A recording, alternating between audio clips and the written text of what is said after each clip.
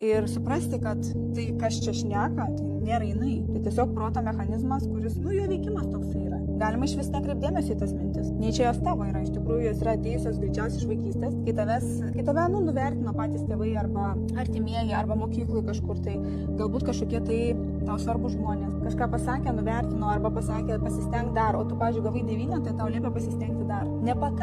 Nepakankamas yra tas pažymys. Daryk dar. Nu, tu stengiasi ten per kraštų žodžių visai. Ir nedaug Dieve bus kažkokia tai klaida.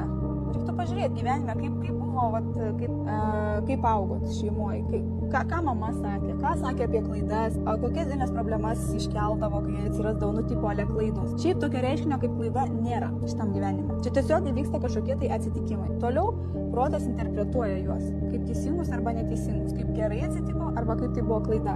Kai gerai atsitiko, mes džiaugiamės, kokia gera diena įvyko, kai kas nors nepasisekė, klaidų pridariau, nepasisekė.